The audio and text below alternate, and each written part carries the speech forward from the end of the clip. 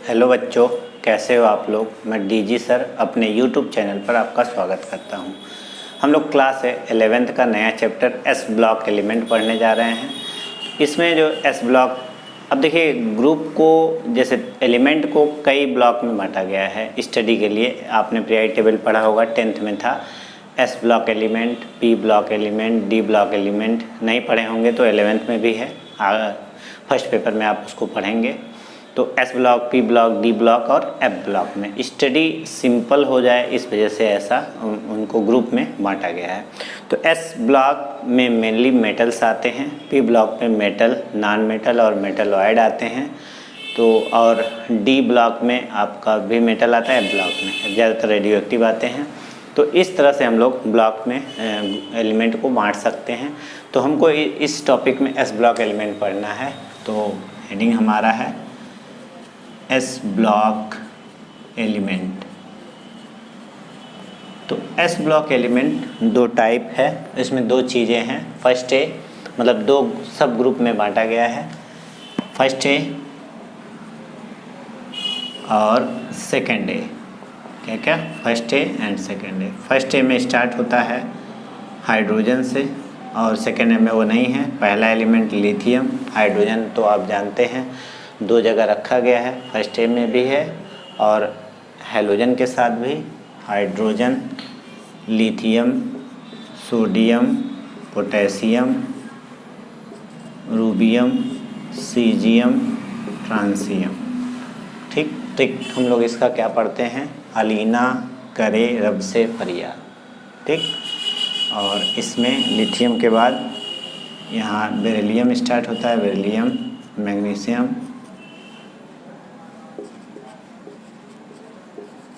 Radium. Beryllium, magnesium, calcium, strontium, barium and radium.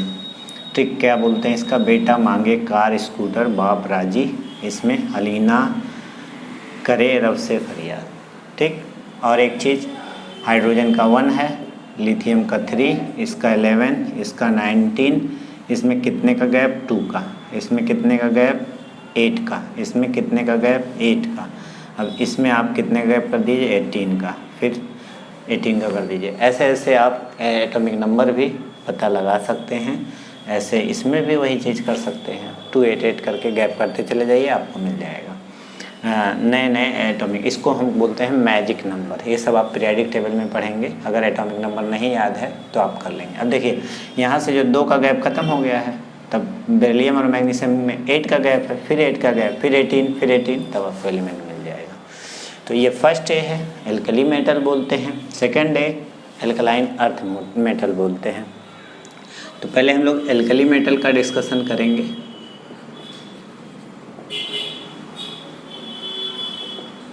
नाम है alkali metal. Alkali term का मतलब क्या है? एल्कली टर्म का मतलब जो एल्कलाइन हो, जो बेसिक हो, जो क्षारीय हो, उसे हम एल्कली बोलते हैं।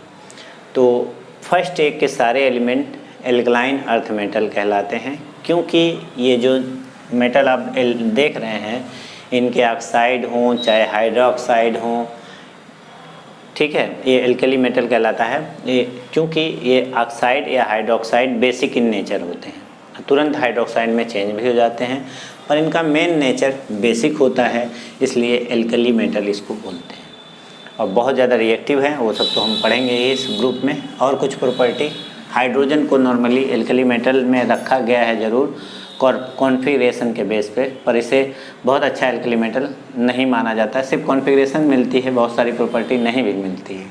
इसलिए यहाँ से मेन लिथियम से स्टार्ट होता है एल्कली मेटल। अब हम लिथियम के बारे में बात करते हैं। लिथियम की अगर बात करेंगे तो सबसे ज़्यादा इस ग्रुप में सबसे ज़्यादा स्मॉलेस्ट होता है, आप जान ही रहे हैं। ठीक है, स्मॉलेस्ट, हार्डेस्ट, ठीक, और डेंसिटी भी ज़्यादा होती है, मैक्सिमम डेंसिटी वाला एलिमेंट है लिथियम। डक्टाइल भी है, लेकिन डक्टिलिटी तो बाद में है। मेन स्मॉलेस्ट और हार्डेस्ट, मतलब हार्डनेस सबसे ज़्यादा छोटा साइज होने की वजह से होता है। अब आते हैं सोडियम, फिर आते हैं पोटेशियम। सोडियम का लैटिन नाम नाइट्रियम है और इसी से सोडियम नाम पड़ा है। नाइट्रियम का देखिए पहला Na है, ऐसा चूँकि सोडियम तो S से स्टार्ट होता है, उसको S से रिप्रेजेंट करना चाहिए, लेकिन लैटिन से इसको रिप्रेजेंट किया गया है नाइट्रियम। ये हो गया सोडियम। फिर इसी तरह पोटेशियम भी है। पोटेशियम का यूज क्या है? सोडियम का तो आप जान रहे हैं NaCl वगैरह सॉल्ट के रूप में हम लोग खाने में यूज करते हैं। पोटेशियम का यूज कहाँ होता है? जैसे कभी ब्लड निकल रहा है कहीं से, उसको रोकने में यूज करते हैं। और सोडियम और पोटेशियम जो एलॉय होता है वो हाई टेम्परेचर का थर्मामीटर बनाने में भी यूज होता है। क्या यूज होता है? हाई टेम्परेचर का थर्मामीटर बनाने में यूज होता है। लिथियम की खास बात क्या है?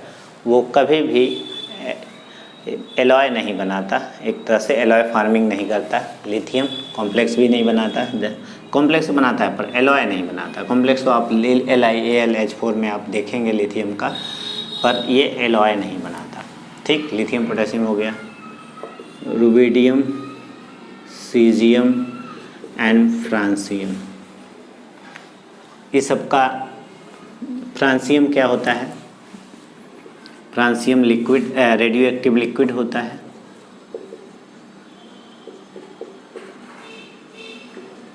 लिक्विड मेटल है।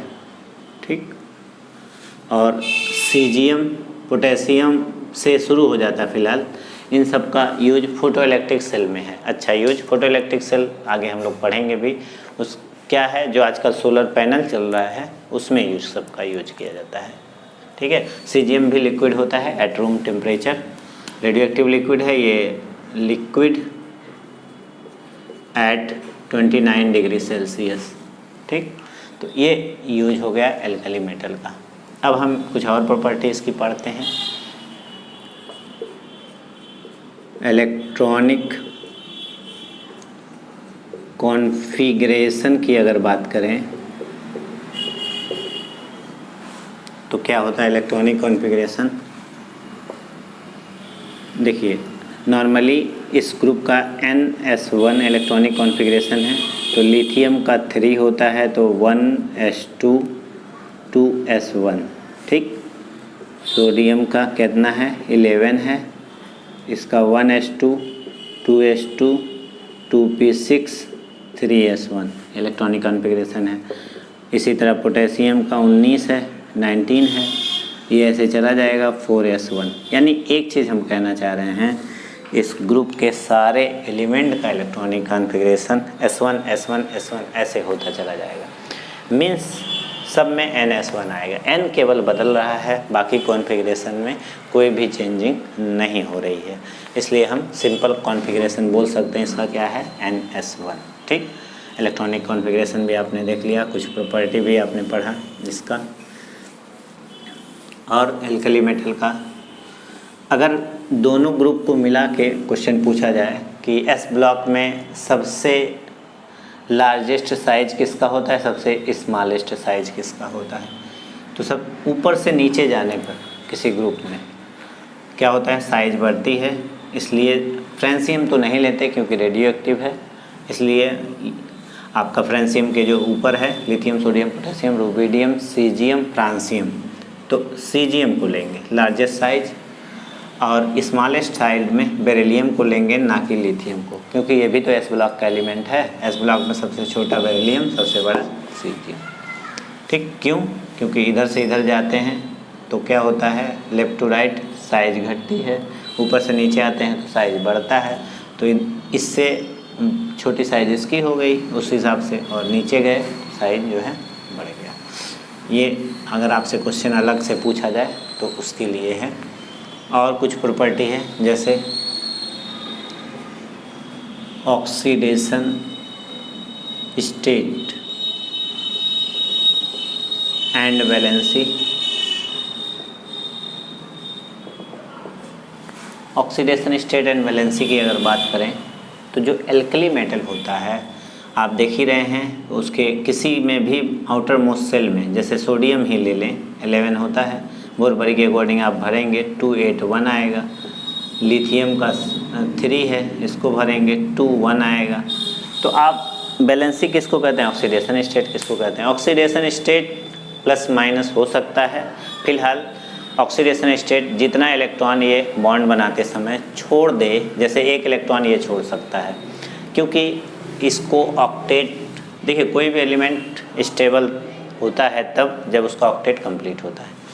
अब आप देख रहे हैं इस ग्रुप के सारे एलिमेंट के आउटर मोस्ट शेल में कितने इलेक्ट्रॉन हैं? 1 इलेक्ट्रॉन। तो 1 इलेक्ट्रॉन रिलीज करना आसान है। रिलीज करके अगर ये रिलीज कर देगा तो इस पर चार्ज क्या आ जाएगा बताइए? Na+ चार्ज आएगा। और लिथियम ने भी छोड़ा तो Li+ चार्ज आया। तो इस बेस पे +1 आ गया ना, +1 आने से हम बोलेंगे इसका ऑक्सीडेशन, इस ग्रुप के सारे एलिमेंट का ऑक्सीडेशन स्टेट +1 है। अब रही वैलेंसी की बात। वैलेंसी क्या होता है? वैलेंसी का मतलब नॉर्मल कंडीशन में जितने वो बॉन्ड बना सकता है। तो एक इलेक्ट्रॉन छोड़ेगा तो दूसरा कोई उसका एक इलेक्ट्रॉन लेगा और इनके मिड में इलेक्ट्रोवैलेंट बॉन्ड बन जाएगा, इसलिए इलेक्ट्रोवैलेंसी कितनी होगी? 1। तो चाहे ऑक्सीडेशन स्टेट इस ग्रुप का कहें चाहे वैलेंसी कहें, सब की सब क्या होगी? 1 होगी। अब इलेक्ट्रोवैलेंट बॉन्ड ये बनाता है वो भी देख लीजिए, जैसे कैसे NaCl में हमको बॉन्ड बनाना है मान लीजिए, तो अभी तो Na में कितना था? 281। क्लोरीन में कितना था? 287, क्योंकि इसका 17 होता है और इसका 11 होता है। इसका हम बोरबरी के अकॉर्डिंग लिख दिए। अब बताइए ऑक्टेट कंप्लीट करना है, अगर ये एक इलेक्ट्रॉन इसे दे दे तो इसका ऑक्टेट पूरा हो जाएगा, लेकिन जैसे ही एक इलेक्ट्रॉन देगा तो इस पर हो जाएगा प्लस, और जैसे ही एक इलेक्ट्रॉन लेगा उस पर हो जाएगा माइनस। तो ये हो गया NaCl। ठीक, तो इस तरह से हमारा NaCl कंप्लीट हुआ। लेकिन ये जुड़ेंगे एक दूसरे से कैसे? प्लस और माइनस एक दूसरे से ऐसे बॉन्डिंग कर लेते हैं। जैसे अब थोड़ा बड़ा हम देख रहे हैं, प्लस और माइनस एक दूसरे में ऐसे बॉन्डिंग होता है। इस बॉन्ड को हम कहते हैं इलेक्ट्रोवैलेंट बॉन्ड। ठीक, क्या कहते हैं? Electrovalent bond. और इसको क्या कहते हैं? इलेक्ट्रोवैलेंसी। ठीक, इलेक्ट्रोवैलेंसी कितनी? 1। क्योंकि 1 इलेक्ट्रॉन का ट्रांसफ़र हुआ है, चाहे इलेक्ट्रॉन प्लस हो चाहे माइनस, वैलेंसी से उसका कोई लेना देना नहीं होता है चार्ज से। अब आते हैं रेडियाई की बात कर लेते हैं, एटॉमिक रेडियाई।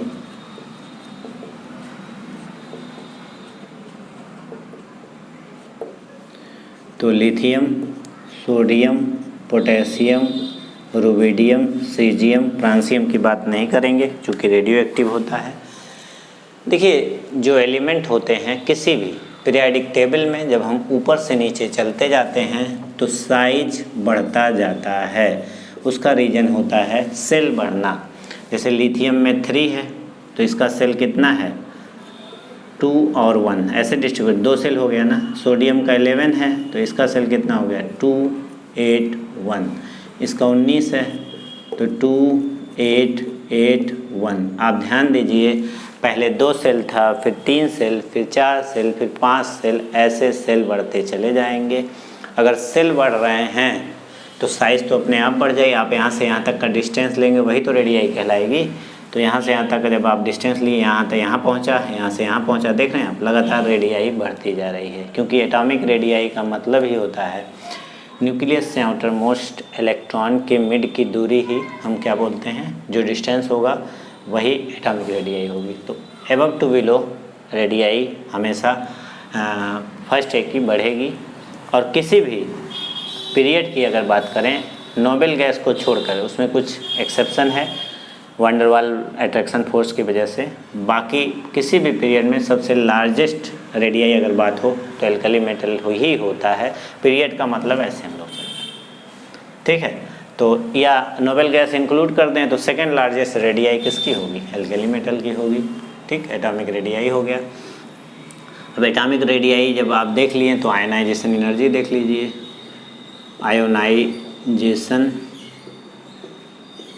एनर्जी EN से डिनोट करते हैं। ठीक, आयनाइजेशन एनर्जी को। तो जो आयनाइजेशन एनर्जी होती है उसका मतलब क्या होता है? आयनाइजेशन एनर्जी का मतलब होता है कोई एटम कितना ईजिली अपने इलेक्ट्रॉन को रिलीज कर दे, वही उसकी आयनाइजेशन एनर्जी कहलाती है। कोई एटम कितना आसानी से अपना इलेक्ट्रॉन रिलीज कर दे, आयनाइजेशन एनर्जी। तो आप देख ही रहे हैं कि एल्कली मेटल का पहली बात तो साइज बड़ा है और साइज बड़ा है और प्लस न्यूक्लियस से जब साइज बड़ा होगा तो इलेक्ट्रॉन आउटर मोस्ट इलेक्ट्रॉन का डिस्टेंस ज़्यादा होगा, और जब डिस्टेंस ज़्यादा होगा तो ये इलेक्ट्रॉन रिलीज करना आसान होगा, और जब रिलीज कर देगा आसानी से तो हम बोलेंगे इसकी आयनाइजेशन एनर्जी बहुत कम है। मतलब आयनाइजेशन एनर्जी का मतलब ये हुआ कि किसी आउटर मोस्ट सेल के इलेक्ट्रॉन को रिलीज करने में जो एनर्जी लगाई जाती है उसे हम क्या बोलते हैं, आयोनाइजेशन एनर्जी। तो आप जब इस इलेक्ट्रॉन को निकालेंगे तो जो आप एनर्जी खर्च करेंगे उसी को हम आयोनाइजेशन एनर्जी बोलेंगे। ये एनर्जी आपके द्वारा दिया जा रहा है। अगर आप ज़्यादा एनर्जी लगाएंगे तो बोलेंगे आयोनाइजेशन एनर्जी ज़्यादा है, अगर आप कम एनर्जी लगाएंगे तो बोलेंगे आयोनाइजेशन एनर्जी कम है। तो आप एक चीज़ देख रहे हैं, यहाँ से ऊपर से नीचे जा रहे हैं तो साइज़ बढ़ती चली जा रही है। तो जाहिर सी बात है अगर साइज़ बढ़ेगी तो न्यूक्लियस का आउटर मोस्ट इलेक्ट्रॉन पर अट्रैक्शन कम होगा, अट्रैक्शन कम होगा तो इसकी आयनाइजेशन एनर्जी आसानी से निकल सकता है, आयनाइजेशन एनर्जी भी कम हो जाएगी। ठीक, तो इसलिए हम बोलेंगे आयनाइजेशन एनर्जी सबसे ज़्यादा लिथियम की, फिर सोडियम की, फिर पोटेशियम की, फिर रुबिडियम की, फिर सीजियम की। ठीक है, आयनाइजेशन एनर्जी सबसे कम। अब इसी बेस पे हम मेटालिक कैरेक्टर भी बोल सकते हैं। अगर आपसे कोई क्वेश्चन पूछे मेटालिक कैरेक्टर क्या होगा इनका, तो आप याद रखिए कि मेटल की जो रिएक्टिविटी होती है उसके इलेक्ट्रोपॉजिटिव कैरेक्टर पे डिपेंड करती है।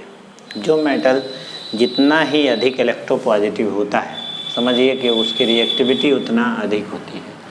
तो आप ये कह सकते हैं इलेक्ट्रोपॉजिटिव कैरेक्टर मेटल के लिए, electropositive character directly proportional to metallic character. मतलब जितना ज़्यादा इलेक्ट्रोपॉजिटिव होगा उतना ज़्यादा उसका मेटालिक कैरेक्टर होगा। अब जाहिर सी बात है ऊपर से नीचे आने पे क्या हो रहा है, आसानी से इलेक्ट्रॉन रिलीज हो रहा है, मतलब उसका इलेक्ट्रोपॉजिटिव कैरेक्टर बढ़ रहा है, तो इसका मेटालिक कैरेक्टर भी क्या होगा, बढ़ेगा। यानी अगर बात करें तो सबसे ज़्यादा मेटालिक सीजियम हो गया ऊपर से नीचे जाने पर। ठीक, मेटालिक कैरेक्टर इस तरह से आप बोल सकते हैं, क्योंकि मेटल का मेटालिक कैरेक्टर किससे निकालते हैं, उसकी इलेक्ट्रोपॉजिटिव कैरेक्टर से। सबसे ज़्यादा मेटालिक ये हुआ। अब आते हैं, इसी पे बेस्ड है रिड्यूसिंग प्रॉपर्टीज़ की, रिड्यूसिंग टेंडेंसी।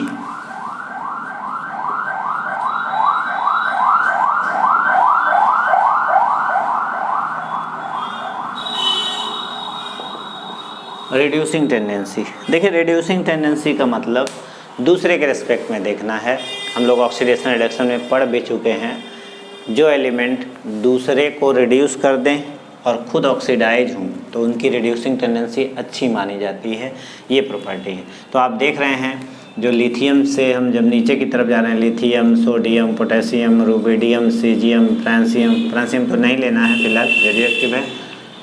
तो आप देख रहे हैं कि इजीली अगर चाहें तो 1 इलेक्ट्रॉन रिलीज करके Li+ बन जा रहा है। अगर Li+ बन जा रहा है तो 1 इलेक्ट्रॉन रिलीज कर रहा है, यानी खुद का ऑक्सीडेशन हो रहा है। खुद का ऑक्सीडेशन हो रहा है तो दूसरे को रिड्यूस कर रहा है। तो सबसे आसानी से इलेक्ट्रॉन कौन रिलीज कर रहा है, सीजियम। तो इसलिए सबसे ज़्यादा रिड्यूसिंग प्रॉपर्टी किसकी होगी, अगर हम बोलें तो नीचे की तरफ जब जाएंगे आप तो रिड्यूसिंग टेंडेंसी क्या होगी, बढ़ती चली जाएगी। इसी टाइप से हम बेसिक कैरेक्टर को भी डिस्कस कर सकते हैं। जैसे क्योंकि बेस लुईस के अकॉर्डिंग बेस क्या होता है, जो इलेक्ट्रॉन दे सके वो बेस, और जो इलेक्ट्रॉन एक्सेप्ट कर सकता है वो एसिड होता है लुईस के अकॉर्डिंग। तो आप ये भी देख लीजिए, जैसे अगर हम ये हेडिंग पढ़ाते बेसिक कैरेक्टर,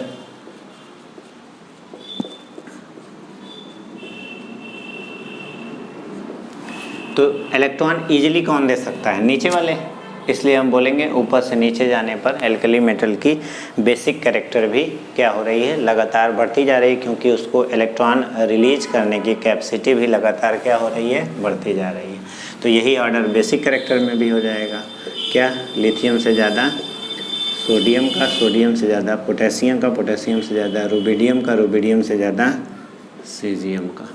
ठीक, इस तरह से बेसिक कैरेक्टर भी हो गया, इलेक्ट्रोपॉजिटिव कैरेक्टर भी हो गया। तो ये सब आपका नॉर्मल प्रॉपर्टी हैं। रिड्यूसिंग टेंडेंसी भी हो गई। और अगर इसका आप वाटर में देखेंगे हाइड्रोलिसिस होने की टेंडेंसी, वाटर से रिएक्शन करने की टेंडेंसी, तो ऊपर से नीचे वो भी इंक्रीज करता चला जाता है। ठीक है, और भी बहुत सारी फिजिकल प्रॉपर्टी हैं जो नेक्स्ट लेक्चर में हम लोग डिस्कस करेंगे। कुछ इसमें हम लोग डिस्कस किए, इसके बाद वाले लेक्चर में हम लोग डिस्कस करेंगे। Thank you for watching my video.